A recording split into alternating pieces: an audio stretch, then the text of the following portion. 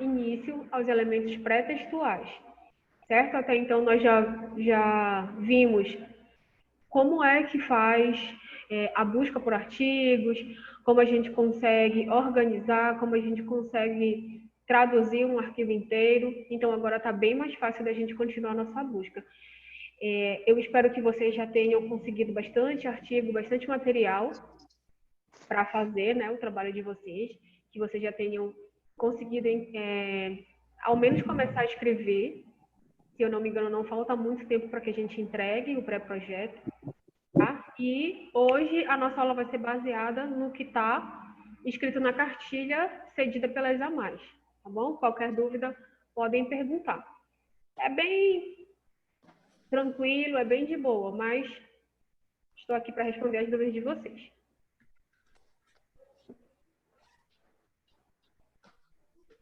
Bom, aqui, para a gente começar a desenvolver nosso trabalho, os elementos pré-textuais, eles são muito importantes. E alguns elementos, agora, para o pré-projeto, eles são obrigatórios e outros são opcionais. Então, você só vai ser obrigatório para você quando você estiver fazendo o TCC final, né? A versão final do TCC. Então, agora, para a gente, o que é necessário? Outra coisa, é importante que vocês sigam passo a passo, né, de como está, porque é uma banca vai avaliar vocês escrito na cartilha, porque eles vão ter a cartilha também por e-mail. Uma agulha Já, Carol, na verdade, o nosso calendário para entrega, ele está de acordo com o dia da prova. Então, quando tiver marcado a prova, será o dia da nossa entrega do pré-projeto, tá bom? Eu acho que vai ser no dia da aula mesmo. Geralmente a gente fazia a nossa prova no dia da nossa aula, então vai ser no dia da nossa aula. Tá bom? Essa primeira parte, eu acho que alguém está com o áudio ligado e isso, agora eu acho que melhorou. Então, eu vou deixar para explicar lá no final para vocês a parte da entrega. Pode deixar, tá bom? Bom, então o que agora é obrigatório para a gente? Deixa eu clicar aqui. A capa é obrigatório, né? A folha de rosto é obrigatório também, né? A ficha catalográfica, ela é obrigatória, porém ela só é solicitada na versão final do TCC. Então, lá no 8º semestre, vocês vão precisar da ficha catalográfica. Porém, a gente só faz a solicitação... Bom dia, Gerlane. A gente só faz a solicitação quando o nosso trabalho já está totalmente corrigido, pronto para imprimir.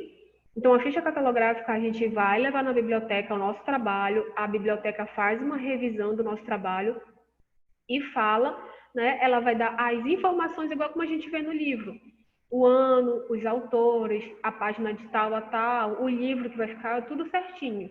Tá bom? Então, quem faz essa parte é a biblioteca. E, geralmente, ela fica logo após a folha de rosto. A folha de aprovação, né, é obrigatório também para a versão final. Tá bom? A folha de aprovação da banca. O que vem na folha de aprovação? Vem o título do trabalho, né, o nome do orientador, o nome de cada pessoa da banca, e eles vão, você vai deixar um espaço para que eles assinem. Só que, na verdade, eles não vão assinar, né? Mas vai ter um espaço lá para que eles assinem. Então, na versão final é obrigatório. Aí vem a dedicatória, os agradecimentos, a epígrafe, né, que são objetos opcionais até no final. Agora, o resumo, ele é opcional nessa versão. Porém, eu peço o resumo porque é uma forma da gente fazer a nossa avaliação, tá bom? Então, o resumo agora ele entra como obrigatório. Vocês vão mandar, na verdade, o resumo para mim, tá? O resumo do trabalho de vocês vai para mim. Na versão que a gente vai entregar para a banca, o resumo não vai, nem o abstract, só para mim. O que é o abstract? O abstract é o resumo na versão em inglês, tá bom? Quem for querer fazer o trabalho em forma de artigo, tem essa opção, algumas revistas dão essa opção da gente fazer o nosso resumo em português, fazer o abstract e fazer mais um resumo na língua espanhola, tá? Então, já é um treinamento aí para que a gente possa fazer. As listas, elas são obrigatórias desde que você tenha mais de 10 imagens, figuras, quadros, tabelas, tá? Agora também é obrigatório para a gente o sumário. O sumário, ele vai facilitar a vida, né? Facilitar a leitura do seu trabalho. Então, o sumário agora para a gente também é obrigatório. Eu vou explicar cada um desses itens obrigatórios para a gente a partir de agora. Então, a capa do trabalho, deixa eu só passar para cá. Tá. Então, a capa do trabalho, por que ela é necessária? Bom, ela vai permitir, né, ao leitor identificar o título do seu trabalho, identificar quem fez o trabalho, né, e a instituição que você fez o trabalho, né, a instituição em que você desenvolveu o trabalho, tá bom? Então, a capa do trabalho ela é muito importante. E aqui eu fiz um esquema, de acordo com a nossa cartilha, né, de como a gente tem que organizar a capa do nosso trabalho, tá bom? Então, primeiramente, a gente vai colocar o símbolo da instituição, né, escrito lá, ESA+. Abaixo, nós vamos escrever o nome por extenso, né, então vai ficar Escola Superior da Amazônia, Bacharelado em Biomedicina. No caso de vocês, aqui é só um exemplo, vocês vão colocar, né, o ano de conclusão, lá no período final. Nessa versão agora que a gente vai entregar para a banca, ela vai continuar 2020, tá bom? Então, como é que a gente vai organizar isso? Bom, as primeiras letras elas vão ser em maiúsculo, né? A fonte vai ser Arial e o tamanho 14, todas em negrito. Parece bobagem, mas, como eu falei para vocês, cada item que vocês escreverem será analisado pela banca. Então, é muito importante que vocês sigam todos esses passos. Se ele está dizendo que a primeira letra é maiúscula, eu não vou colocar tudo em caixa alta, né? Que é outra forma da gente dizer maiúsculo também. Então, eu tenho que obedecer isso. Obedecer a fonte, o tamanho e se é negrito ou não. Após isso, o que nós vamos fazer? Nós vamos colocar o nome dos autores em ordem alfabética, tá? Sempre vai ficar em ordem alfabética? Sempre. Mas eu fiz mais do que o meu colega, eu queria que meu nome viesse na frente. Não, é só por uma questão de organização, tá bom? Então, abaixo do nome da instituição, vem o nome dos autores em ordem alfabética, e assim como o nome da instituição, vem a primeira letra do nome, do sobrenome maiúscula, a fonte também é Arial, tamanho 14, tá bom? Só que, na verdade, aqui não é negrito. Após isso, vem o título do trabalho, tá? O título do trabalho, ele tem que vir nas primeiras letras maiúsculas, assim como o nosso nome, né? Só que o que vai ser diferente aqui? O tamanho da letra vai ser diferente. Então, o título do trabalho, né? Ele já vai ser um pouquinho menor, tá bom? E vocês vão identificar da onde vocês estão fazendo, né? Qual é a cidade que vocês estão fazendo o trabalho. Então, vai ficar Belém e o estado, né? PA e o ano. Então, agora nós vamos continuar colocando 2020. Então, essa é a disposição da capa do trabalho que vocês vão ter que fazer. Por isso que quando vocês perguntaram lá no grupo como é que tem que organizar e tudo mais, eu falei que era a forma de organizar, ela é bem mais fácil do que escrever. Né? Porque escrever você tem que fazer a sua pesquisa, a sua busca, organizar a sua revisão bibliográfica. Então, agora, o que eu indico para vocês? O que dá trabalho, além de escrever? Organizar as nossas referências. Organizar as referências dá muito trabalho. Então, todas as referências que vocês forem utilizar, peguem logo e organizem daquela forma lá que a gente viu como é que pega a referência lá no PubMed, e organizem logo as referências, porque é muito chato organizar referência, tá? As demais coisas é tudo no automático, tá bom? A folha de rosto, né? A folha de rosto, ela também vai permitir identificar, né, o leitor, identificar o seu trabalho de acordo com o seu título, a instituição para a qual foi apresentada. Só que aqui na folha de rosto, o que a gente vai ter de diferente? Nós teremos o nome do orientador e o nome do co-orientador, tá bom? O que não entrou lá na capa, agora vem na folha de rosto. tá? E também vai entrar o ano de conclusão. Então, é isso que vai mudar da capa para a folha de rosto. Mas vocês já tiveram metodologia, né, que vocês me disseram. Isso aqui é só para a gente relembrar, tá bom? Como é que é a organização de um trabalho de conclusão de curso. Então, aqui, os elementos que nós já tínhamos, né, na capa do trabalho. Então, vem o nome dos autores, o título do trabalho. Aí, aqui vem uma caixa, que a gente pode colocar uma caixa de texto, que vem dizendo quem é o seu orientador, quem é o seu co-orientador e também o seu curso, tá bom? Então, geralmente ele vai ficar assim: trabalho de conclusão de curso apresentado como requisito parcial para obtenção do título de bacharel em biomedicina. Orientador, aí você vai colocar o nome do seu orientador, e co-orientador, se tiver, você vai colocar o nome do seu co-orientador. Para essa caixa de texto, ela não fica centralizada igual o nome dos autores e o título do trabalho. Então, a gente vai fazer um recuo de 8 centímetros, tá bom? E ela vai ter um tamanho diferente também. As letras já vão ser menores. Elas terão um tamanho de fonte 10, tá? Então, o nome da instituição na capa, a gente vai ter com 14, né? O título do trabalho já também é outra numeração, e o recuo com a caixa de texto falando o nome do curso e o nome do orientador vai ser no tamanho 10, tá? Percebam que o padrão da fonte, ele é Arial. Então, tem que ter muito cuidado com isso na hora de organizar o trabalho. Se eu estou usando só Arial, então eu vou usar só Arial. Algumas revistas, elas falam que você pode fazer com Arial ou com Times, né? Mas aqui na nossa norma a gente vai fazer tudo com Arial. Bom, então o que é o resumo e o abstract? Vocês viram lá quando a gente estava aprendendo a baixar os artigos, que eu não preciso baixar o artigo completo para saber se aquele artigo ele tem algo de interessante para que eu possa pegar para o meu trabalho ou para que eu possa ler, né? Então, o que eu vou fazer? Eu vou ler o resumo.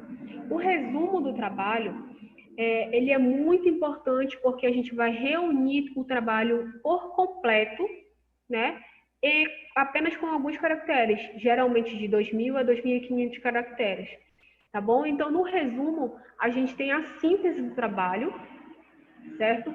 No trabalho final, ele vem logo após a epígrafe, né? Para a gente aqui, que a gente ainda não vai ter a epígrafe, ele vem logo após a folha de rosto, né? Então, vem o seu resumo, escrito na língua original, que é na língua portuguesa, e também, após o resumo na língua portuguesa, nós vamos, na próxima página, colocar o abstract, tá? Lembrando que o resumo e o abstract, eles só vão, nesse primeiro momento, ser avaliados por mim, tá bom? A banca, ela não vai avaliar nem o resumo nem o abstract de vocês agora, certo? Mas eu quero que vocês já comecem a treinar, né, essa questão de conseguir sintetizar um trabalho, sei lá, de 25 páginas, 30 páginas, em apenas 2.000 caracteres. Não é fácil, mas fazendo assim todo o tempo, vai ficando menos complicado de se fazer. Então, através do meu resumo com 2.500 caracteres, eu vou ter uma visão geral, né, do trabalho da pessoa. E aí, não, olha, esse trabalho aqui, ele me interessa. Então, o resumo é super importante, tá certo? Muitas pessoas fazem a busca de trabalhos apenas lendo um resumo, tá? Porque às vezes você vai baixar um artigo, vai pegar um trabalho, mesmo na internet de TCC, de tese, de dissertação, e você baixa o trabalho todinho e depois você vai ver que ele não tem nada a ver com o que você está procurando. Então, o resumo ele é muito importante. Então, para a gente fazer o resumo, ele não pode ultrapassar de 300 palavras. Notem que caractere é diferente de palavras, tá certo? Então, geralmente, o resumo ele tem de 2.000 a 2.500 caracteres, ou, né, se você quiser fazer a contagem por palavras, né, até 300 palavras, tá bom? São coisas diferentes. E você deve colocar as palavras-chave. O que são as palavras-chave? Quando a gente está fazendo a nossa busca, lá no PubMed, por exemplo, eu quero procurar algo relacionado com o trabalho da Mel, que vai ser sobre vitamina D. Né? Então, eu vou colocar as palavras-chave que eu quero, que são vitamina D, né? Por exemplo, a importância da vitamina D. Eu vou querer fazer um trabalho ali com coronavírus, então eu vou colocar, como dá ali, coronavírus, gravidez, né? Uso de anticoagulante. Então, são palavras-chave que vão dar acesso, né, ao seu trabalho de uma forma mais rápida. Geralmente, a gente escolhe de 3 a 5 palavras-chave que tem a ver com o nosso trabalho, certo? Lá no PubMed também tem palavras-chave indexadas. O que são palavras-chave indexadas? São palavras-chave de conhecimento nacional e internacional, tá bom? Então, se você colocar aquela palavra-chave, ele vai te direcionar para aquele trabalho. Então, se não tiver palavras-chave indexadas de acordo com o seu trabalho, você pode escolher palavras-chave que mais se adequem, né, à sua temática, tá certo? Mas isso a gente vai fazer na prática, a gente vai ver na prática, vai ser bem mais fácil da gente entender. Se tiverem alguma pergunta, podem falar. Então, aqui eu coloquei o exemplo de um resumo para vocês. Coloquei o exemplo do resumo da minha tese, tá bom? Então, olha só. Aqui o espaçamento é simples, né? A fonte, geralmente a gente usa fonte 12. A palavra resumo, ela deve ser centralizada em negrito, tá bom? Deve conter a descrição do tema, né? O problema da pesquisa, a metodologia que eu vou utilizar, a conclusão que vocês ainda não têm. Então, o que vai ter no resumo de vocês?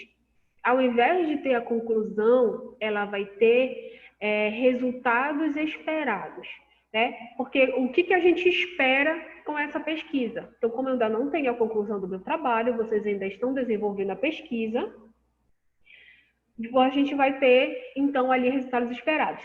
Tá, a Ana está perguntando se tem um número máximo ou mínimo de palavras-chave. Geralmente, a gente coloca de 3 a 5 palavras-chave no nosso trabalho, tá bom? Então, olha só. Observando aqui, mas isso vai depender também, deixa eu apertar aqui para ver se sai. Tá. Isso vai depender também do local que você, por exemplo, da revista que vai pedir ou da instituição, tá bom? Mas geralmente são de 3 a 5. Então, aqui eu coloquei meu trabalho sobre rotavírus. Então, eu fiz uma pequena introdução sobre o que era o rotavírus, né? Quando ele foi descoberto, você vai ter que colocar a epidemiologia daquilo que você está procurando, né? Porque você vai mostrar a importância do que você está procurando, né? Então, eu falo um pouquinho de quando ele foi descoberto, o genótipo mais importante, e eu venho, depois da minha pequena introdução, eu já coloco o meu objetivo. Por quê? Eu já apresentei para o leitor a importância do meu trabalho, né? Por que é importante estudar aquilo? Porque é importante que a minha pesquisa continue.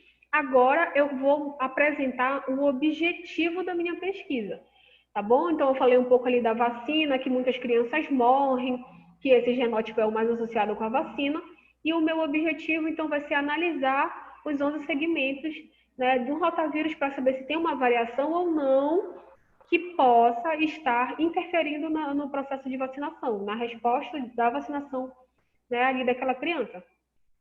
Notem que o meu objetivo ele é super curto, né? Então, eu vou resumir o meu objetivo, né? Não necessariamente ele tem que ser desse tamanho, ele pode ter 2 linhas, desde que ele não seja grande, tá bom? Por quê? O que vai ter mais espaço no meu resumo?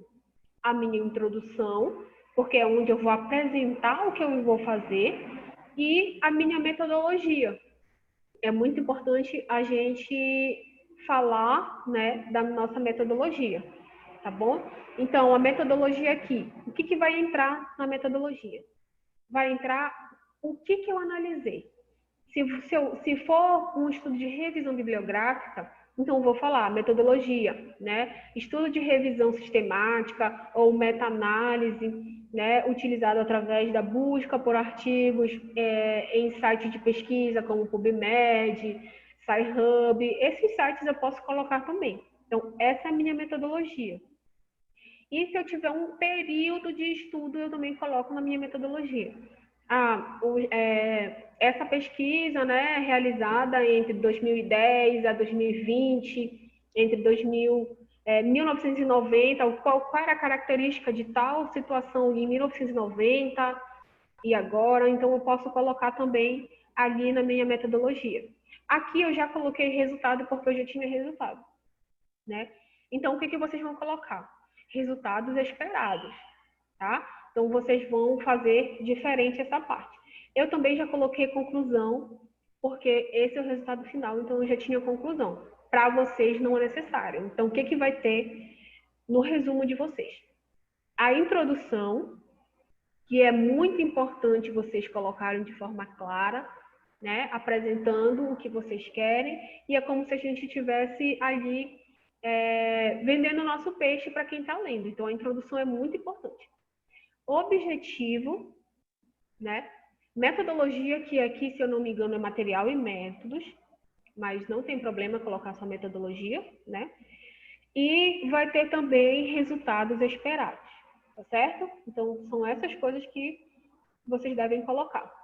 Lá nas palavras-chave, algumas revistas, elas pedem que as palavras-chave sejam separadas por ponto e vírgula. Aqui na instituição, eles pedem que as palavras-chave sejam separadas por ponto, tá bom? Então, as palavras-chave, elas devem ser separadas por ponto, tá? Então, eu coloquei as palavras que, quando alguém for fazer uma busca relacionada ao meu tema, ele vai encontrar de uma forma fácil. Então, o que eu estou falando aqui? Sobre gastroenterite aguda, rotavírus A, né? A constelação dos genótipos que eu vou procurar, a vacina e um tipo de mutação que eu encontrei, tá? Esse reassortment é a mutação que eu encontrei. Então, quem for fazer qualquer busca e utilizar essas palavras, o meu trabalho vai aparecer, tá certo? Então, as palavras-chave, elas são muito importantes. Mas vocês vão falar, mas como é que eu vou saber qual é a palavra-chave que é importante? Então, dentro da temática de vocês, pode haver palavras-chave que já são utilizadas, ou também o orientador ele vai dar, né, a sugestão dele. Olha, você pode colocar essa palavra-chave ou essa palavra-chave, tá bom? Para ficar um trabalho bem fácil de ser encontrado. Quanto mais fácil for de ser encontrado o seu trabalho, mais vezes ele é citado, tá? E toda vez que o seu trabalho for citado, ele já ganha uma notoriedade maior. Eu vou apresentar para vocês, eu acho que na próxima aula a gente pode ver, é uma rede social só de pesquisadores, né? Nessa rede social de pesquisadores, a gente pode ver, de acordo com cada pesquisador, qual é o grupo de trabalho dele, quantos trabalhos ele já fez, qual a importância do trabalho dele. Então, dentro dessa categoria importância do trabalho, vai aparecer quantas vezes o trabalho que esse pesquisador publicou já foi pesquisado, quantas vezes ele foi citado, tá? Então, quanto mais vezes o trabalho for citado, mais importância tem o seu trabalho, tá bom? E aqui é o abstract, né? Que nada mais é do que o seu resumo em inglês, tá bom? Então, ele vai ter as mesmas palavras, as mesmas informações que a gente tem no resumo, só que ele vai estar no inglês. Bom, o sumário. O sumário, ele é muito importante também no trabalho, e algumas pessoas não conseguem organizar de uma forma clara o sumário. Então, através do sumário, eu consigo ir diretamente no que eu estou procurando dentro de uma dissertação, dentro de uma tese, ou então dentro de um TCC, uma monografia, tá bom? Então, o que o sumário tem que ter? Ele vai me direcionar para aquela página onde eu quero aquela informação, né? Então, eles têm uns elementos os tópicos, eles são acompanhados, eles vêm acompanhados, né, com os seus respectivos números das páginas, tá? A numeração e as divisões, elas podem ser divididas entre seções, né? Então, na ordem que o trabalho for aparecer, você pode dividir o sumário entre sessões. Me avisem se ficar congelada a tela, tá bom?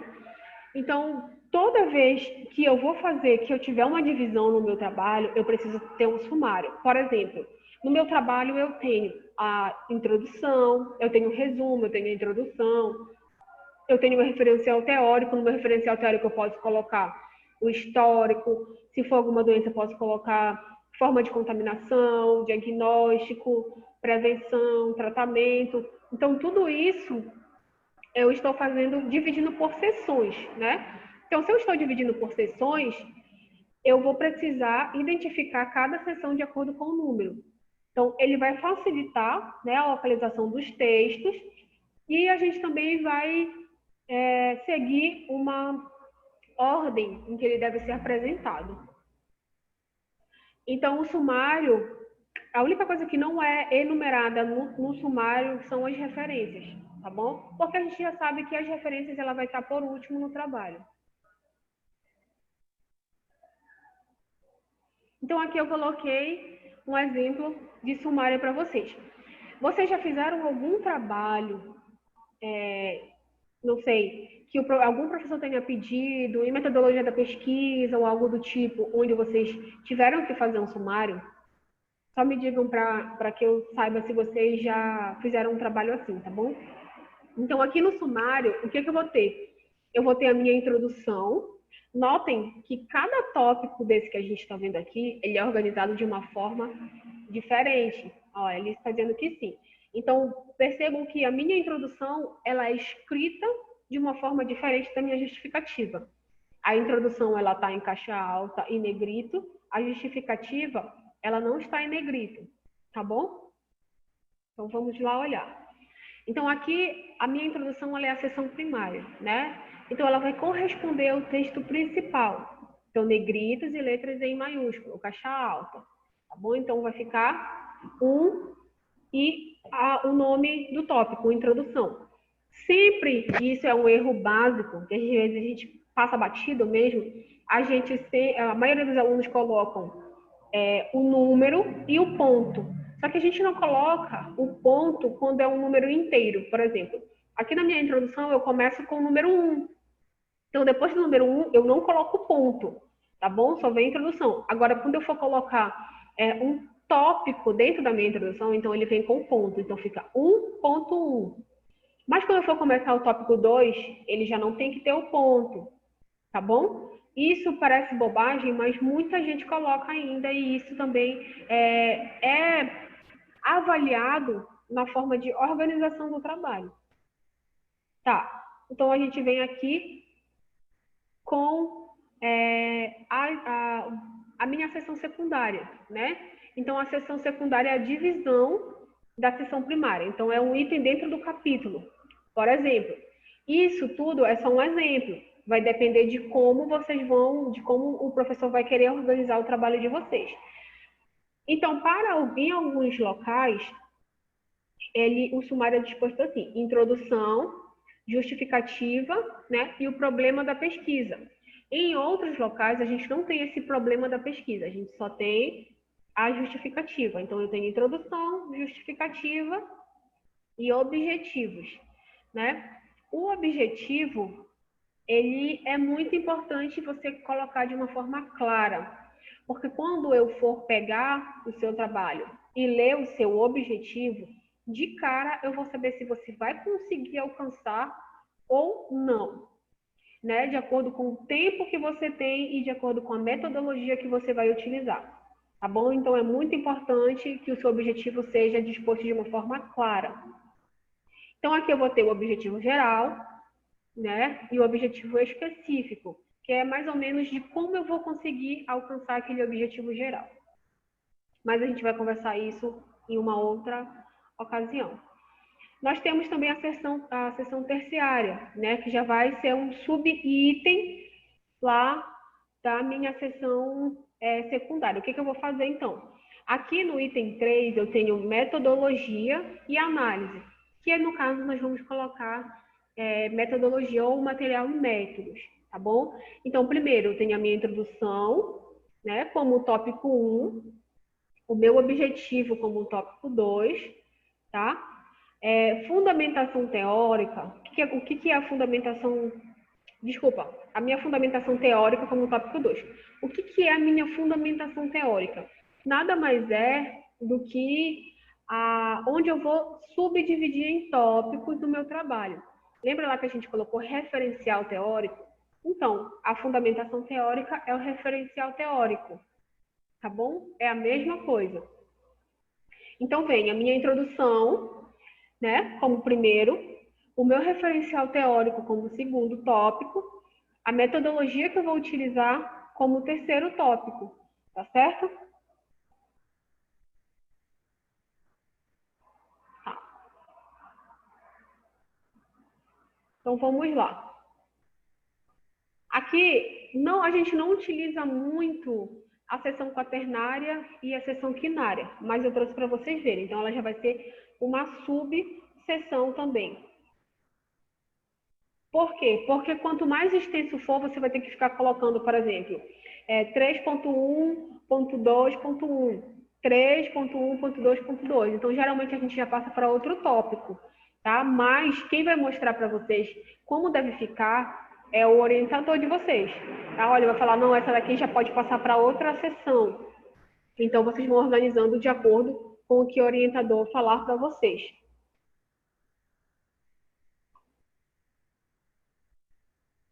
E a seção quinária, que já é uma subdivisão pouco utilizada, né?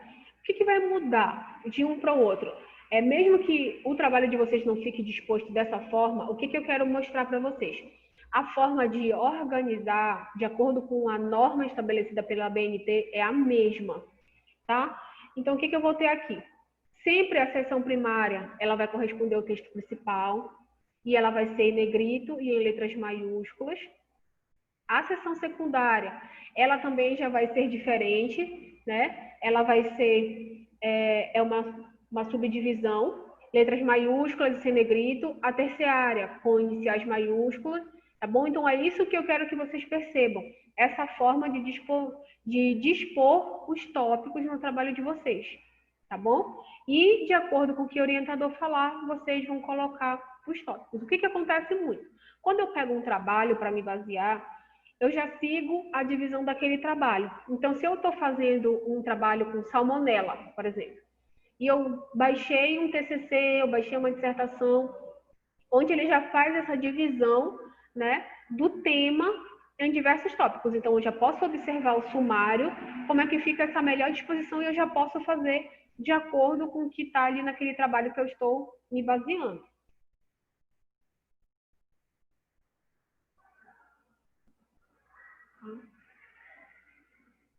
Então, tá. Vocês têm alguma dúvida até aqui?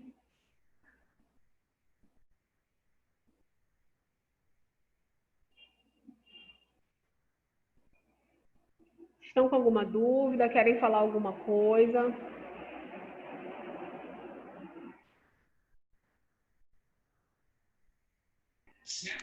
Professor, eu estou com dúvida se esse resumo já vem diretamente no nosso trabalho, porque eu vi muitos modelos de conclusão de curso, eles não têm esse resumo diretamente no trabalho.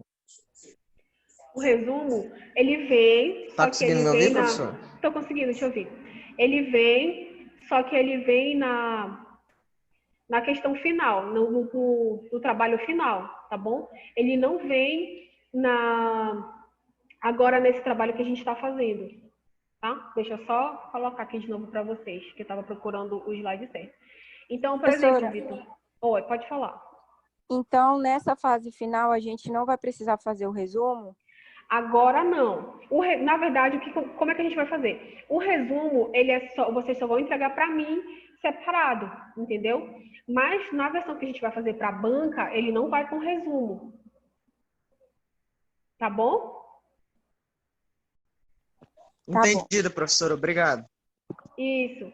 Aí agora nessa versão a gente não vai precisar fazer, só na final mesmo que vocês entregam para a banca. Estão conseguindo ver? Perdão, falei muito alto. Estão conseguindo ver a tela?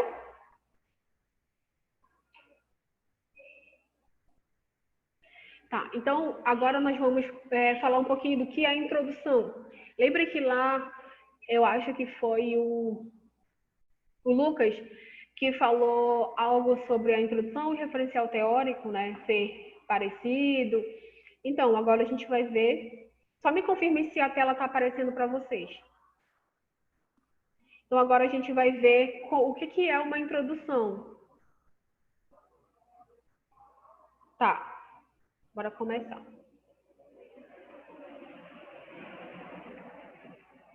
Então, aqui a introdução,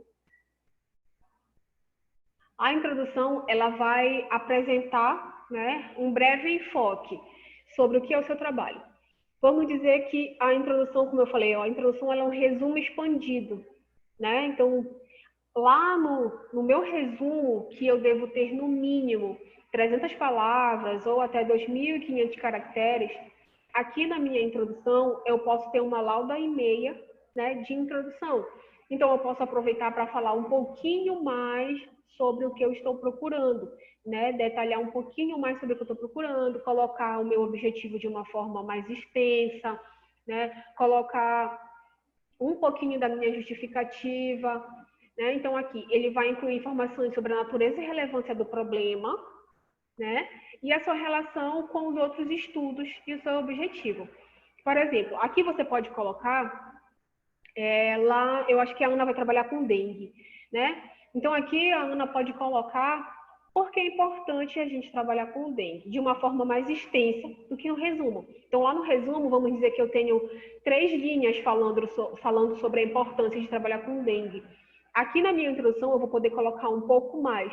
Então, eu vou poder enriquecer mais o meu trabalho, tá? E falando assim, por exemplo, eu vou dar um exemplo de como se o Vitor fosse um autor que publicou com um trabalho parecido com o que a Ana quer fazer, tá bom? Então, ela aqui na introdução, ela pode colocar a referência, né? Então, Vitor et al., em 2012, por exemplo, né, apresentou um resultado interessante quando estava pesquisando, né, em SP1 do vírus dengue. Então, tudo isso, olha, já está mostrando que tem outros trabalhos que foram feitos, outros trabalhos com resultados interessantes, estão mostrando que o trabalho dela também é importante. No resumo, eu posso fazer isso? Posso, só que eu não vou citar o nome do autor, tá? Porque no resumo a gente não coloca referência bibliográfica. Na minha introdução, eu tenho que colocar referência bibliográfica. Então, eu tenho que referenciar quem falou aquilo que eu estou dizendo, né? Então, eu posso ali mostrar um trabalho bacana que já foi feito, que é similar ao meu trabalho, tá? Mostrando ali que tem importância, né, o trabalho, que tem relevância científica. Claro que eu não vou colocar um trabalho, por exemplo, que já existe. Então, o meu trabalho, ele não pode ser um trabalho que já existe naquela região que eu estou fazendo, né? Por exemplo, já tem um trabalho da busca de pacientes grávidas com Covid que fizeram uso de anticoagulante em Belém. Então, não é interessante que eu faça o mesmo trabalho. Mas tem um trabalho desse lá em São Paulo, ou então tem um trabalho desse lá na China, e não tem aqui em Belém. Isso é interessante, porque eu posso pegar o que os outros trabalhos encontraram, o que eles acharam, posso mostrar, né, o quanto é importante e citar aquele autor, tá bom? Tá. Então, eu também posso colocar... Tá. Se o meu estudo não tiver sido feito por ninguém e não tem estudos parecidos, o que tu queres fazer? Geralmente, sempre tem um estudo parecido. O que pode acontecer? É que não tenha, sei lá, se for uma doença, por exemplo, não tenha um trabalho relacionado àquela doença, mas tenha uma metodologia parecida com outra doença que você pode colocar. Então, por exemplo, eu posso também pesquisar um parasita que ainda não foi pesquisado, mas eu tenho que apresentar a importância. Qual é a suposição? Por que é importante pesquisar aquilo? Aí você pode falar que na literatura poucos trabalhos são encontrados em relação àquele tema, né? Geralmente a gente coloca que há escassez de dados relacionados àquele tema e por conta disso um trabalho realizado, né? Aqui, por exemplo, na região norte de Belém, é um trabalho de revisão bibliográfica realizado em relação àquele trabalho, vai disponibilizar maiores informações a respeito daquele assunto. Mas qual é o teu tema, Vitor? O que tu queres fazer? Com quem tu queres fazer? Não, professora, o meu tema são os potenciais terapêuticos do açaí. Só que assim, eu ainda não, até o momento, ainda não encontrei um estudo parecido, entendeu, professora? É isso que eu estou com essa Entendi. dúvida. Olha, o que eu já vi em relação ao açaí e a possíveis potenciais terapêuticos. Eu não sei se tu já ouviu falar sobre flavonoides, né? Flavonoides são as substâncias que a gente consegue absorver dos alimentos que, de alguma forma, nos ajudam. Então, para o açaí, existem alguns flavonoides, né, que eles dizem que oferece proteção gástrica, né, e também alguns estudos falam que há uma menor chance de você, por exemplo, ter um câncer gástrico, né, para as pessoas que tomam açaí. Outros estudos também associam que fica mais fácil você fazer formação do bolo fecal por conta da quantidade de fibra alimentar que tem ali no açaí. Então, acho que se tu procurar, tu encontra, né, alguns trabalhos assim nesse sentido, mas eu acho que não são muitos trabalhos realmente, tá? Mas procura algo relacionado aos flavonoides que eu acho que tu vai encontrar. Qual é a grande dificuldade de trabalhar com flavonoides? É porque você só consegue extrair uma quantidade mínima, né, do fruto. E para que você tenha uma ação terapêutica, tanto faz para o açaí, para o cupuaçu, para a andiroba, você tem que conseguir X quantidade. Então, você tem que conseguir uma quantidade maior. Então, é em cima disso que eles trabalham. Qual é a quantidade necessária para que haja... Professora, Pode falar. por exemplo, o que eu achei, professora, só sair mais foram nas grandes revistas científicas do que nacionalmente, entendeu, professora? Entendi. Eles têm, por exemplo, eu achei muito estudo feito em ratos, que eles estão formulando medicamentos com isso. O Alzheimer, o açaí tem sido bastante citado na cura do Alzheimer. Então, mas tu já viste alguma coisa relacionada aos flavonoides? Flavonoides, eles citam um pouco, professora, mas o que está em alta no açaí é a antocianina, professora. Ah, entendi. Então, aí tu já pode Eles citam começar... muito antocianina. Tu pode começar a citar esses trabalhos, né? Mas como vai ser o teu trabalho? Vai ser uma revisão bibliográfica ou tu vais para o laboratório? Professora, revisando, no momento de pandemia não dá para fazer muita coisa, entendeu? Entendi, é mais Melhor, mais difícil. seguro, revisão mesmo. Entendi. Tá certo, mas vai ficar um trabalho bem legal. Vai ficar um trabalho bem bacana mesmo. E aí, como é uma revisão bibliográfica, tu podes citar um pouco de cada estudo, né, para te montar o teu trabalho final. Tá, então, voltando. A introdução, ela também vai conduzir, né, aquele leitor a ter uma visão geral do seu estudo, assim como no resumo. Então, primeiro a gente vai ter a apresentação do tema, né? No primeiro e no segundo parágrafo da introdução, geralmente a gente apresenta o tema que nós vamos estudar, tá? Então, eu vou colocar o cenário relativo ao assunto, né, que eu escolhi. Por exemplo, o Vitor vai fazer aí sobre a ação terapêutica do açaí. Então, lá no primeiro e no segundo parágrafo, ele vai mostrar qual é a importância do açaí, né? Qual é a importância dessa ação terapêutica? Como ele falou, tem alguns estudos relacionando o açaí, né, com essa melhora ou cura do Alzheimer. Então, ele já vai expor esse cenário, né, ali para o leitor, lá no primeiro e no segundo parágrafo. Então, ele pode colocar que o açaí, se o açaí ele é nativo daqui da nossa terra ou não, quando ele foi trazido para cá, qual a importância do açaí para a economia paraense, né, porque a gente sabe que aqui a base da nossa alimentação é o açaí, e associar ele com essas questões de terapia. Então, logo no primeiro e no segundo parágrafo, eu já vou saber do que ele está falando. Tá? Então, ele vai conceituar o tema, como eu falei para vocês, o que é o açaí, quando ele foi descoberto, como ele veio, qual a importância dele para cá, né? E desenvolver com palavras claras. Então, a gente sempre tem que pensar que a gente está fazendo o estudo para outra pessoa e não para a gente, tá? Então, de certa forma, a gente conhece um termo, mas quem vai pegar o nosso trabalho não conhece. Então, a gente sempre tem que pensar em quem vai ler o trabalho, tá bom? Então, é indicado, né, a gente fazer essa conceituação de palavras, depois a gente vai expor o nosso objetivo, né, os métodos que serão utilizados, os resultados esperados, né, e não vai ter ainda a conclusão aqui para o nosso, tá bom? Nesse primeiro momento ainda não, a gente não vai ter a conclusão, tá? Porque nós não desenvolvemos ainda o nosso trabalho. A partir do momento que a gente já tiver algum resultado obtido, aí a gente pode colocar uma conclusão, certo? Então, o que a gente vai fazer? O que é a introdução? Resumindo, é a apresentação do meu tema para quem está lendo, né? Então, eu vou colocar um pouco do histórico, da origem, do qual é a importância, né? Vou colocar o meu objetivo, o método que eu vou utilizar para alcançar aquele objetivo e o meu resultado esperado. Alguma dúvida, podem perguntar, tá? Então, o resumo, né? Ele é uma chave para você fazer ali a sua introdução. Ou você pode fazer a sua introdução primeiro e depois tirar o resumo daquela introdução, porque a introdução nada mais é do que o resumo expandido, tá?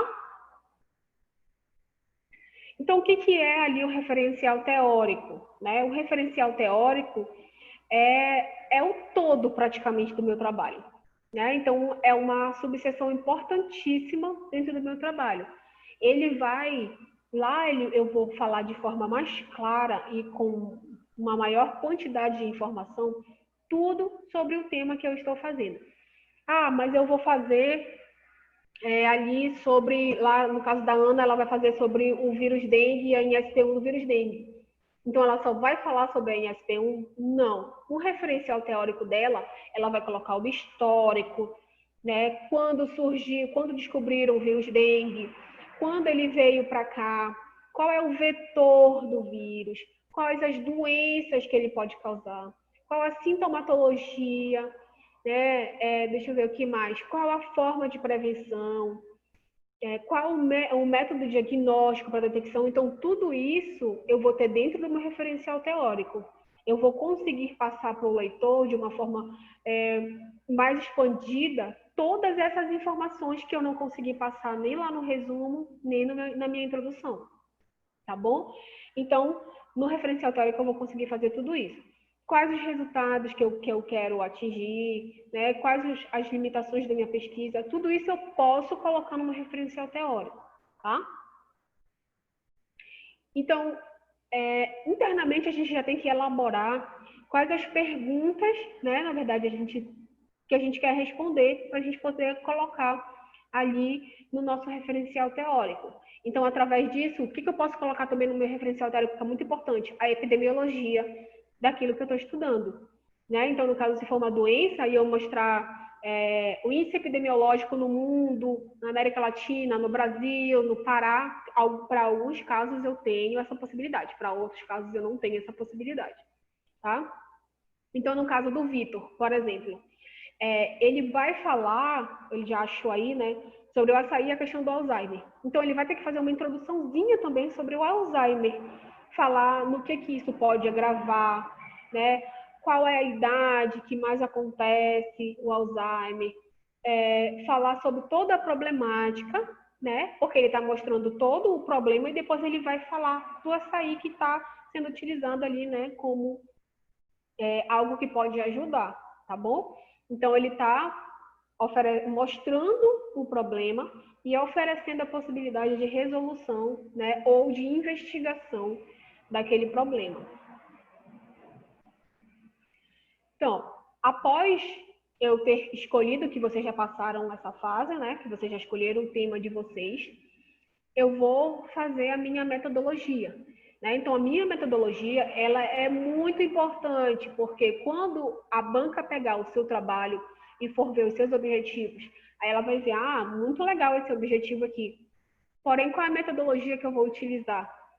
A metodologia que a pessoa vai utilizar não está condizente com esse objetivo. Ela não vai alcançar o objetivo dela com essa metodologia. Então, a metodologia ela tem que ser escrita de forma minuciosa. Você não pode colocar algo que você não vá conseguir fazer, tá bom?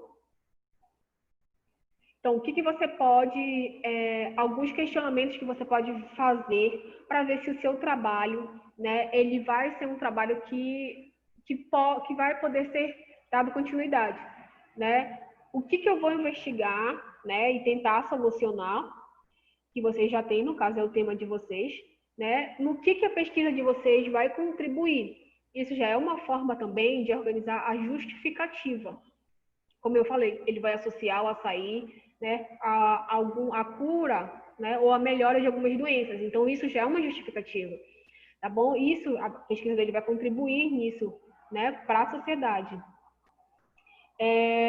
Algumas palavras a gente vai poder utilizar como se fossem abreviações, que a gente chama de acrônimo, né? Então, na verdade, a gente utiliza isso para que o nosso trabalho dê certo, né? É um passo a passo para que o nosso trabalho dê certo. Como é que eu vou saber se eu estou no caminho correto? Então, a gente pode utilizar esse acrônimo aqui, FINER, né? Meu trabalho é factível. O que significa?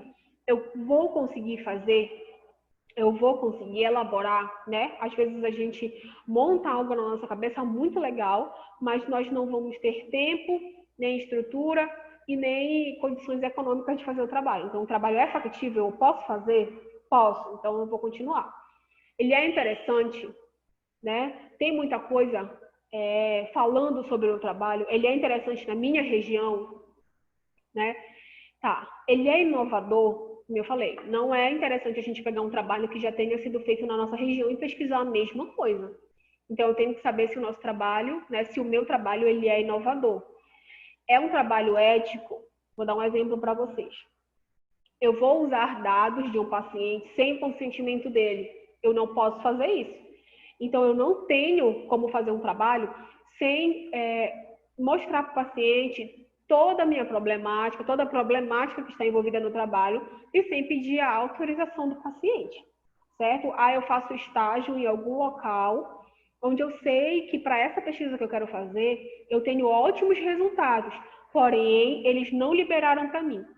Então, se eles não me liberaram, eu não posso fazer, porque isso é antiético, tá? E se o trabalho tem relevância, tá bom? Porque às vezes a gente pensa num trabalho, mas ele não tem relevância alguma para a comunidade, né? E não fica um trabalho legal de ser feito, tá bom? Então, sempre é bom a gente colocar o nosso trabalho dentro desse acrônimo, né?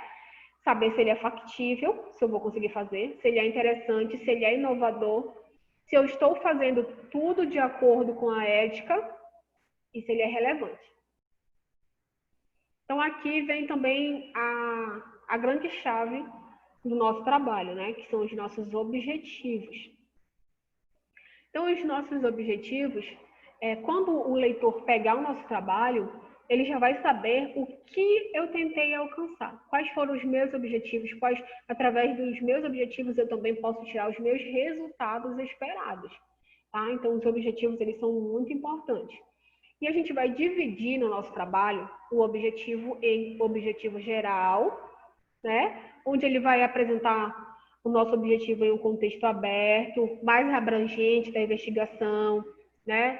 Ele vai indicar o que a gente espera alcançar, né? Qual a ideia que fundamentou, onde, por exemplo, eu quero fazer, né? Então, a gente vai fazer uma síntese ali daquela problemática, tá? Uma síntese do que eu quero fazer. Vou dar um exemplo para vocês. Eu quero pesquisar sobre alterações, né, a nível estrutural do vírus HIV em pacientes aqui da região norte. Esse é o meu objetivo geral. O meu objetivo específico eu posso utilizar para alcançar o meu objetivo geral. Então, eu vou desmembrar ele. Mas eu já dei a visão panorâmica do meu trabalho. Investigar, né? Sempre a gente começa com o verbo, a gente vai ver isso. Investigar alterações genéticas, né, em pacientes infectados com o vírus HIV, tá? E a gente tem um objetivo específico. Então, eu pego o meu trabalho e divido objetivo geral e objetivo específico. Então, ele já vai ter um olhar minucioso, né, sobre o tema que eu estou estudando. E ele vai me indicar os limites da pesquisa também, tá? Então, eu vou, por exemplo, como é que eu vou fazer essa busca, né, de alteração genética em pacientes contaminados, infectados com HIV? Então, lá no meu objetivo específico, o que eu vou fazer? Pesquisar, né, vamos dizer, se eu delimitar por idade, pesquisar em pacientes de 15 a 20 anos, né, alterações genéticas quando eles estão infectados com HIV. Tá. Segundo objetivo específico, fazer a investigação molecular, né, desses pacientes. Posso fazer a investigação molecular. Terceiro objetivo específico, eu posso também fazer uma análise de proteína desses pacientes que estão infectados. Então, esses são os meus objetivos específicos. Cada trabalho, ele tem o seu objetivo específico diferente. Então, isso vai de acordo com o tema que você está estudando, tá? Então, geralmente eles vão começar com o verbo no infinitivo, né?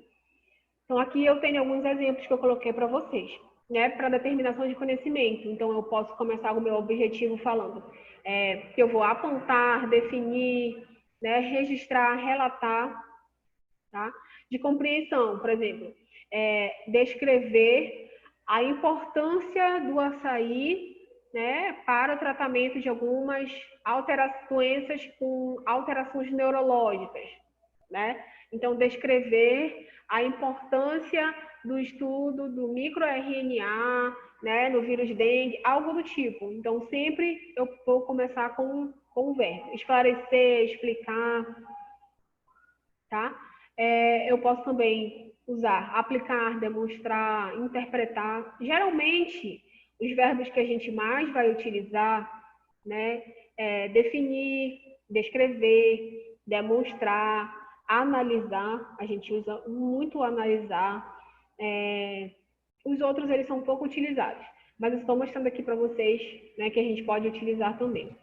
Avaliar, a gente utiliza muito, tá? Então, meus objetivos, eles sempre vão começar com um verbo, né? A fim de demonstrar o que eu quero. Então, eu quero definir qual, sei lá, a melhor metodologia utilizada para o diagnóstico de malária. Então, eu já estou falando aqui que eu vou comparar alguns testes diagnósticos. Sempre vai começar com o verbo, tá bom? A justificativa, né? O que é a minha justificativa? Bom, na minha justificativa eu vou esclarecer para o autor também a importância do meu trabalho, né? A estratégia que eu defini, quais são os outros trabalhos que também fizeram com aquele mesmo tema, quem são os outros autores que desenvolveram trabalhos com o mesmo tema que eu estou fazendo. Então, ela nada mais é do que um argumento, né? Ela é um argumento para o leitor saber a importância do meu trabalho. Então, eu estou argumentando aqui o porquê é importante eu investigar isso, tá? Então, aqui na minha justificativa eu tenho que deixar claro, né, os porquês, como eu falei, mostrar algumas outras referências, alguns outros autores que fizeram isso, qual será a contribuição científica do meu trabalho, né, e de forma geral e de forma acadêmica. E aqui na justificativa, eu posso responder as seguintes perguntas. De onde nasceu a ideia do projeto? Né? Então, como foi que nasceu a ideia do projeto? Como foi que começou a investigação? Né? Quais são os principais problemas que o projeto pretende resolver? Bom, como o Vitor falou ali, a temática dele ela é muito escassa na nossa região, então ele tem mais trabalhos feitos internacionais. Né? Então, como ele pode até propor futuramente que trabalhos laboratoriais sejam realizados aqui na nossa região, já que os estudos são escassos, né? Então, isso eu posso mostrar que eu tenho poucos estudos, então que o meu trabalho é muito interessante para ser feito. né? Já respondendo por que ele é importante. Respondendo também porque ele é importante para a comunidade acadêmica e para a comunidade científica, né? A comunidade em geral. E eu vou apresentar o meu diferencial, né? A minha inovação. Então, ele vai falar como são estudos escassos, um estudo realizado aqui, um estudo bibliográfico feito para juntar todas essas informações, é de suma importância, pois vai dar um aparato metodológico melhor. Então, ele vai, né, argumentar ali naquele tópico de justificativo. Alguma dúvida?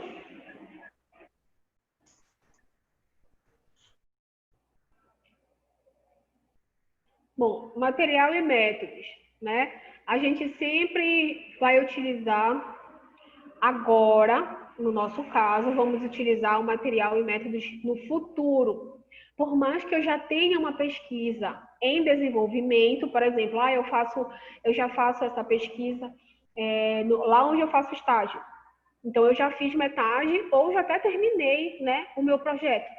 Mas, como ainda é para a entrega do pré-projeto, eu sempre coloco no futuro, né? Por exemplo, eu vou trabalhar com 500 amostras. 500 amostras de paciente contaminado com o vírus herpes. Eu já fiz as amostras, mas no meu trabalho eu vou colocar, serão, né, utilizadas 500 amostras. Então, sempre o verbo vem no futuro, porque, teoricamente, nós ainda não fizemos o nosso trabalho, tá bom? Então, a gente pode descrever o nosso trabalho em tópico, né, para não ficar de uma forma chata, cansativa. Então, eu posso separar em material, que é tudo o que eu vou utilizar, por exemplo, como a amostra do paciente. Eu posso também colocar os artigos que eu pesquisei, quantos artigos eu pesquisei, qual foi os sites que eu pesquisei, né? Quais foram os bancos de dados que eu utilizei, qual foi a minha maneira de delimitar o meu estudo. Então, qual foi o critério de inclusão, qual foi o critério de exclusão da minha pesquisa, tá? Aí, por exemplo, eu vou fazer minha pesquisa bibliográfica. Dentro do meu tema, eu encontrei 1000 artigos, né? Dentro desses 1000 artigos, quando eu refinei a minha pesquisa para o que eu queria, eu só vou utilizar 300 artigos, mas no meu material e métodos eu vou colocar, né? Que de acordo com a busca extensiva que foi feita nos sites de pesquisa, 1000 artigos foram encontrados. Porém, de acordo com o critério de inclusão e exclusão do trabalho, né, apenas 300 artigos foram utilizados para a pesquisa. Então, isso também é importante eu colocar no meu material e métodos. Tá? Então, delimitando, né, eu posso também fazer essa utilização do meu critério de inclusão e exclusão. Eu posso fazer um fluxograma. O fluxograma ele é interessante porque a gente consegue observar o trabalho como um todo de uma forma mais rápida, né? Um fluxograma nada mais é do que organizar. Foram selecionados, eu posso trazer um exemplo para vocês na próxima aula, não sei se eu coloquei aqui, mas eu posso colocar numa caixa de texto. Como a maioria de vocês vão fazer trabalho de revisão, por exemplo, eu posso colocar numa caixa de texto ali que eu pesquisei 1.500 artigos, tá? Aí coloco uma seta ou coloco uma linha para baixo e abro outra caixa de texto. Vocês estão vendo esse desenho laranjado acima? É como se fosse isso, um fluxograma. Lá, pensem que naquele quadradinho laranjado lá em cima seria a quantidade de amostras ou a quantidade de artigos que eu vou utilizar. Então, eu vou colocar lá 1.500 artigos. Desses artigos, quantos serão utilizados na minha pesquisa? Aí serão utilizados 300 artigos. Desses 300 artigos, o que eu vou procurar? Então, isso é um fluxograma, tá? Eu mostro de uma forma mais fácil e prática para o leitor o que eu estou querendo fazer. Um exemplo, então, de fluxograma para quem vai fazer um trabalho com amostras, né? Então, eu posso colocar, como no caso da Ana ou da Alice, eu posso colocar lá quantas pacientes foram atendidas, né? Depois, o que eu fiz com essa amostra? Eu submeti a tal técnica, né? Depois, o que eu fiz de novo com essa amostra? Eu submeti a outra técnica, até chegar no resultado final. quantas dessas foram positivas, quantas dessas foram negativas. Então, eu posso organizar o meu fluxograma dessa forma. Ou eu posso escrever, né, em tópicos. Tá?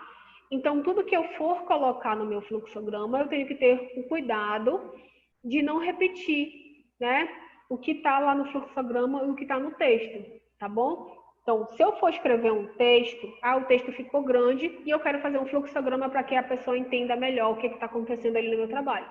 Eu só tenho que tomar o cuidado de não repetir tudo que eu coloquei no texto, porque o fluxograma, ele é para ajudar, para auxiliar, né, facilitar quem está lendo, quem está entendendo, para entender melhor o meu trabalho. Tá? Então, outra coisa que é importante, eu vou trabalhar ali no hospital, vou trabalhar no laboratório. Não é necessário que a gente coloque o nome da onde a gente vai trabalhar, do hospital, do laboratório, tá? Porque às vezes isso pode gerar um desentendimento, né? A menos que aquele seu chefe, ele autorize, tá bom? Porque principalmente quando a gente vai falar algumas coisas que não são muito legais. Vou dar um exemplo. Eu estou fazendo o meu trabalho baseado no controle de qualidade de tal laboratório, né? Ou do nível de biossegurança de tal laboratório.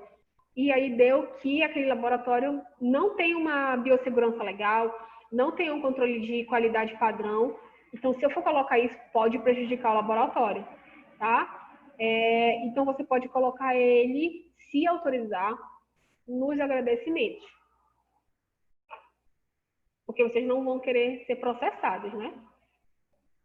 Tá? A gente também pode utilizar siglas que muitos são utilizadas, tá bom? Então, siglas que eu já tenho um conhecimento, como o aproximadamente, né? Então, aproximadamente já é de conhecimento universal, tá bom? Então, eu posso utilizar.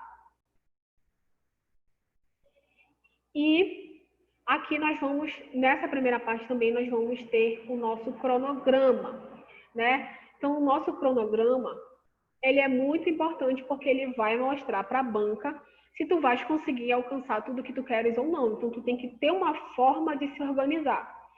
Então, se eu vou dividir o meu trabalho, né, de agosto até dezembro, né, que foi quando a gente começou as nossas aulas, até quando vai terminar, durante esses meses, eu vou organizar o que eu vou fazer.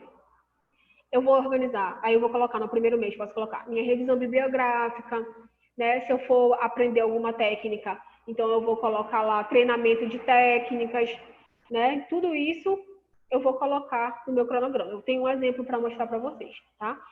Então, primeiro, eu tenho que definir, né, o que eu vou fazer no meu projeto, tá? Eu vou determinar o que eu quero fazer no meu projeto. Então, depois eu vou elaborar a estrutura. Primeiro eu vou fazer o quê? A minha revisão bibliográfica, certo?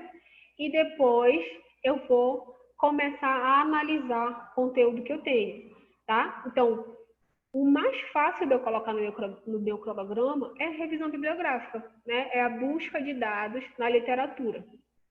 Então, eu sempre começo com as coisas mais fáceis, tá? E eu vou dividir essas atividades das menores para as maiores, das quais eu posso resolver logo, para as quais irão demorar mais um pouco, tá? Então, eu vou fazer uma lista e colocar tudo o que eu posso, tudo o que eu tenho que fazer, tá?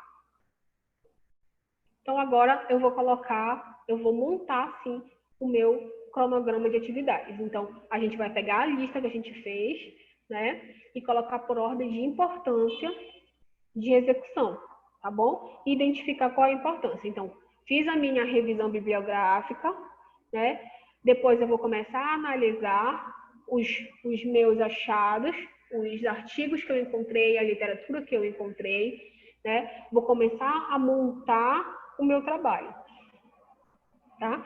E eu tenho que estimar o tempo de duração de cada atividade. Por exemplo, eu vou levar um mês, eu levei um mês para organizar a minha bibliografia. E no outro mês, o que eu vou fazer? No outro mês eu vou analisar todos os dados que eu encontrei. Então, eu posso dividir o meu cronograma em tempos, tá bom? Então, dessa forma vai ficar mais fácil da gente organizar. Principalmente quem vai trabalhar em dupla ou em trio, né? Tem que se organizar para que dê tudo certo, né? Que cada pessoa consiga ali resolver a sua obrigação dentro do tempo estimado, tá? Então eu vou considerar ali um tempo entre uma atividade e outra, um intervalo entre uma atividade e outra. Nenhuma atividade, eu não posso dizer que eu vou começar a minha revisão bibliográfica em agosto e eu não terminar e eu ainda estar fazendo a minha revisão bibliográfica até outubro. Eu não posso colocar isso no meu cronograma, tá bom? Então agora, depois que eu organizei tudo isso mentalmente, eu vou, de fato, organizar o cronograma. Tem várias formas de você fazer. Tem alguns softwares, né, que são disponíveis para a gente fazer o nosso cronograma, ou você pode fazer também ali na sua planilha, né, no Excel, eu consigo gerar um gráfico, tá bom? E aqui é um exemplo que eu trouxe para vocês verem. Então, primeiro é a reformulação do projeto, né, ou formulação do projeto, né? Eu posso também colocar ali leitura da bibliografia, né?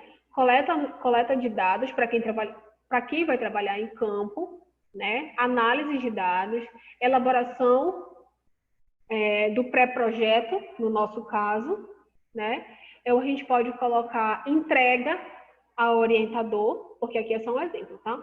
Então, a gente pode colocar entrega ao orientador, né?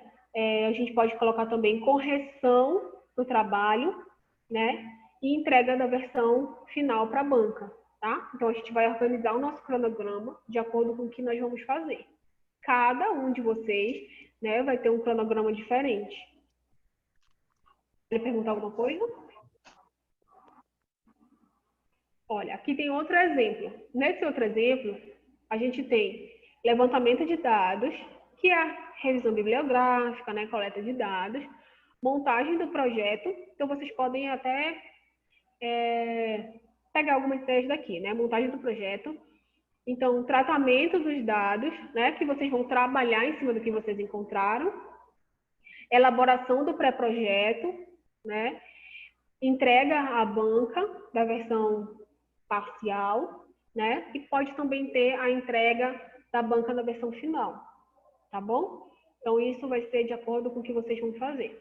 Então, a banca, ela também vai observar isso, o cronograma de vocês, para ver se vocês estão dentro do prazo. Percebam que até dezembro, a gente tem que ter o nosso pré-projeto formado e terminado, para que quando vocês passem para o 8º semestre, vocês já comecem a fazer o TCC final. Tá bom? Então, aqui é outro exemplo, né? Então, aqui eu tenho revisão bibliográfica, discussão teórica em função da determinação dos objetivos, vocês também podem colocar. Localização e identificação das fontes, né, de obtenção dos dados de documentos, determinação de categoria para tratamento de documentos. Vocês podem colocar também alguma análise metodológica que vocês vão fazer. Então, eu quero fazer uma análise estatística. Então, vocês podem colocar lá que vocês irão aprender, né, o método estatístico para organizar o trabalho de vocês, para trabalhar com os dados, com os resultados de vocês, né? Vocês podem colocar que vocês estão escrevendo para projeto, entrega da banca e tudo mais. Eu só coloquei esses exemplos aqui para mostrar para vocês como a gente pode organizar o nosso cronograma. Então, tudo que eu for fazer no meu trabalho, eu posso colocar no meu cronograma.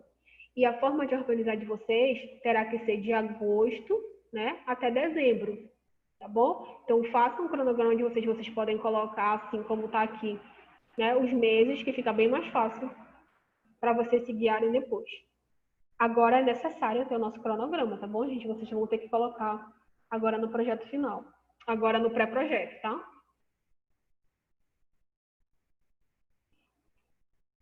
Aqui é outro exemplo de cronograma, mas que ele é mais utilizado na apresentação do que na escrita, né, no impresso. Então, aqui fica legal da gente colocar quando a gente for fazer a apresentação do nosso trabalho, tá? Então, a gente pode colocar dessa forma. É uma forma bem interativa. Você pode colocar até com umas animações para ir aparecendo, né, o que você fez de acordo quando você for clicando. Então, essa é outra ideia também de organização do cronograma, mas mais já para o slide. tá? Então, a gente termina aqui essa parte de elementos pré-textuais, tá? Eu acho que vocês já começaram a fazer o trabalho de vocês, né? Fazer essa busca de revisão bibliográfica. Alguém está tendo dificuldade com alguma coisa? Alguém quer falar alguma coisa que não esteja relacionado a essa aula ou que está com alguma dúvida em alguma coisa? Todos vocês estão conseguindo entrar em contato com o orientador de vocês, estão recebendo um retorno rápido, ou alguém está tendo dificuldade de falar com o orientador? Eu gostaria que vocês me falassem, por favor.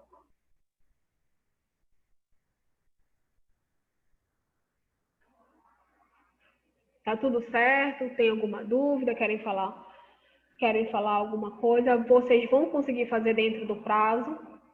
Já viram qual é a data da nossa prova? Eu não preciso que vocês escrevam muita coisa agora, tá bom? Ai, meu Deus, eu tenho que fazer 30 páginas de trabalho agora. Não. Mas eu preciso que vocês façam esses tópicos que a gente falou e desenvolvam alguma coisa dentro deles. Aí, o que a gente vai fazer? Nós vamos dar para a banca ler, né? E a banca vai, então, fazer as sugestões. Olha, você precisa escrever um pouco mais sobre isso, você precisa... Professora? Pode falar, Vitor. Professora, eu tenho muita dúvida ainda quanto a essa questão de cronograma e a questão de prazos, professora. Se eu preciso já escrever tudo, Então, você como já... eu ainda tenho Isso. muita dúvida nessa parte, professora, se puder me esclarecer, eu agradeceria. Tá, eu vou voltar aqui pra gente. Olha, o que eu vou precisar que vocês me entreguem agora, né? Deixa eu voltar aqui para aquela página inicial. Só fiquem ligados sempre na nossa data de prova, né? Porque como a gente não vai ter prova, a nossa prova é a entrega do trabalho. Então, o que eu vou precisar que vocês me entreguem? Tá aqui. Eu preciso que vocês me entreguem o trabalho com a capa, né? Com a folha de rosto, com o resumo, que o resumo é separado para mim, né? Com o sumário e o referencial teórico de vocês. Tá bom? Então, depois vocês podem assistir de novo, mas eu posso escrever também lá, quando eu for deixar na plataforma, o que eu preciso de vocês agora, tá? Então, vocês já têm que desenvolver o trabalho de vocês. Como eu falei, eu não preciso que vocês escrevam muita coisa agora, mas eu preciso que vocês façam um referencial teórico ali bonitinho, ao menos um parágrafo, cada tópico com mais ou menos uma folha ali escrito. Por exemplo, eu vou falar sobre o histórico daquilo que eu estou procurando. Então, eu vou escrever bastante coisa sobre o histórico. Eu vou falar sobre o diagnóstico. Então, eu vou escrever tudo que eu conseguir. Né? Não precisa você se preocupar agora se vocês vão escrever muito ou se vocês vão escrever pouco. Na verdade, eu acho que o mínimo de páginas são 15, né? 15 páginas, que essas 15 páginas têm que englobar tudo isso que eu falei para vocês. Tá bom? A capa, a folha de rosto, o sumário, o referencial teórico, justificativa, material e métodos, e resultados esperados. Também a nossa referência, tá bom? Eu vou checar direitinho para saber se é esse o número mínimo de páginas, 15 páginas, e eu gostaria já que vocês já começassem a escrever, né? Porque não estão lembrados, mas eu acho que mês que vem já é a nossa primeira verificação, não é isso? Aí eu vou escrever direitinho lá eu acho que eu já mandei no grupo, né? O que a gente vai precisar agora, mas eu vou mandar também, vou colocar lá na plataforma de novo, tá certo? Então, vão logo desenvolvendo. Tentem escrever ao menos uma folha para cada tópico desse. E conversem com o orientador de vocês para saber o que ele vai querer, qual é a forma que ele vai querer que vocês organizem o referencial teórico de vocês, né? Como eu falei, é muito importante que vocês saibam como organizar o referencial teórico de vocês. Mas o meu orientador é difícil de eu falar com ele, vai demorar. Então, façam aquilo que eu falei. Peguem um trabalho que seja parecido, vejam como é que essa pessoa organizou o trabalho dele e vão já se baseando, né, nos tópicos em que ele colocou. Isso é uma forma de agilizar muita coisa. e dividam logo o que cada um vai fazer dentro do trabalho, tá? Dividam logo para não ficar puxado para ninguém. Então eu posso fazer assim, o resumo, vou dar um exemplo para vocês. O resumo, como é para mim e também como ele só é feito com o trabalho finalizado, vocês vão fazer por último. O que vocês vão fazer agora? A introdução.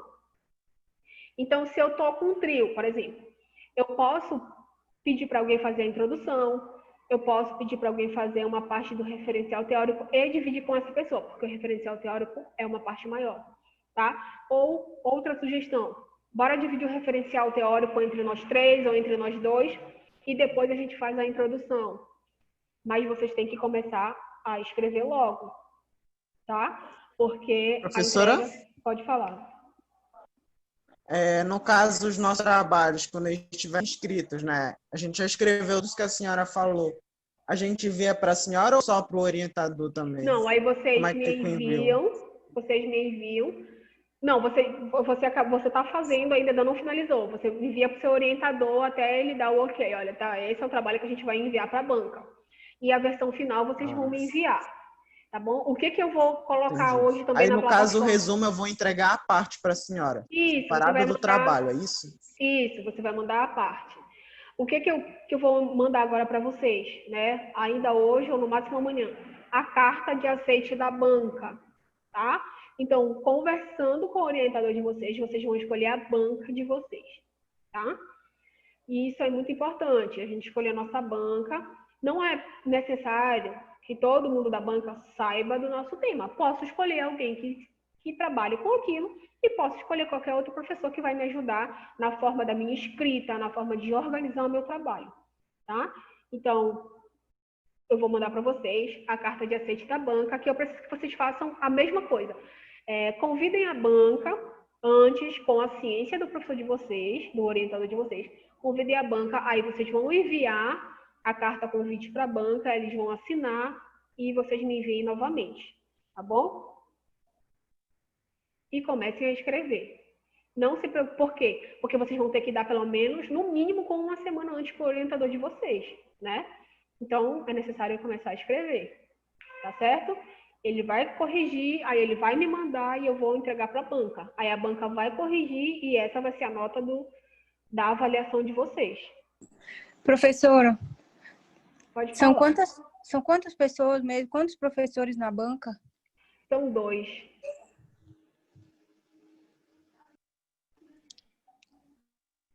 São 2 professores na banca.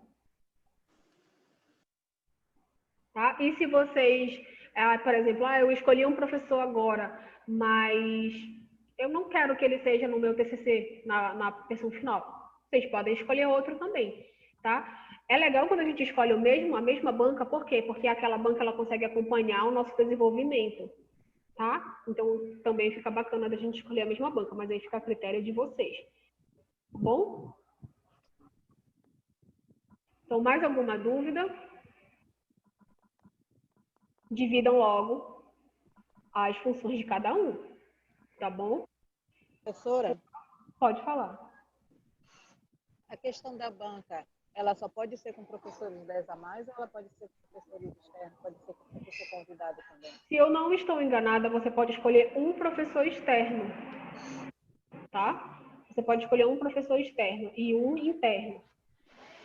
Isso, Yasmin, são dois professores mais o seu orientador, tá? Então, a banca ela é formada por 2 professores e mais o orientador. Por exemplo, no meu caso, que eu estou fazendo a minha pesquisa vai ser feita aqui na Santa Casa, né? E eu precisei convidar uma espécie de orientador também, dentro da instituição, que fosse o servidor da instituição. E eu acabei chamando uma enfermeira que ela é mestre. E ela dá aula também na UEPA. Eu poderia convidar ela, se fosse o caso? Para ela ser da tua Será que banca? ela vai conhecer a minha pesquisa? Pode, mas aí tu queres que ela seja a tua co-orientadora ou ela vai ser só da tua banca? Eu pensei em chamá-la para fazer parte da minha banca. Não, tudo bem, sem problemas. Ela pode vir fazer parte da banca. Eu só preciso que, assim como os professores daqui, ela assine, né, tudinho, dizendo que aceita participar do projeto, da banca de vocês, tudo mais, e que vocês me enviem por e-mail. Tá bom, então. Obrigada, professor. Então, se vocês não tiverem nenhuma dúvida mais, eu vou encerrar por aqui, tá bom? E qualquer outra dúvida, pode falar. Eu só queria saber se a senhora vai entregar o cronograma com as datas de entrega de cada item, que foi isso que a minha orientadora pediu. Então, como eu te falei, como a gente não tem prova, a data que foi disponibilizada para vocês como cronograma de prova vai ser a entrega do nosso trabalho. Mas eu posso colocar sem problema algum lá na plataforma. Mas lembrando, né, que a gente já havia conversado sobre isso na primeira aula, né? Que a data da prova seria a entrega dessa primeira parte do trabalho, tá bom?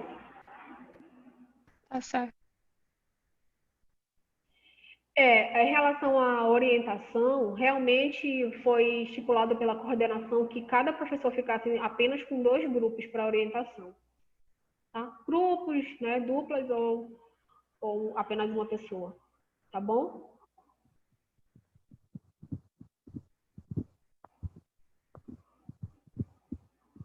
Mas eu indico vocês os professores da banca, não. Os professores da banca, eles são livres, eles podem ficar em quantos trabalhos eles quiserem, né? Basta eles concordarem. Mas eu indico a vocês a fazerem isso. Como vocês já têm um pouco só de tempo para escrever, peguem um trabalho para vocês se basear, vai ficar bem mais fácil.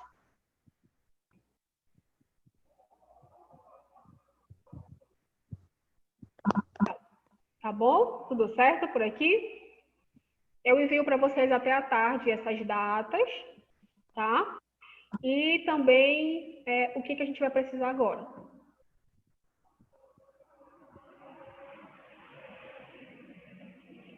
Bom, então, se vocês não têm mais nenhuma dúvida, né, eu vou encerrar a reunião agora, tá bom? Qualquer coisa, me chamem lá pelo WhatsApp ou por e-mail. Boa tarde para todos vocês e até a próxima semana.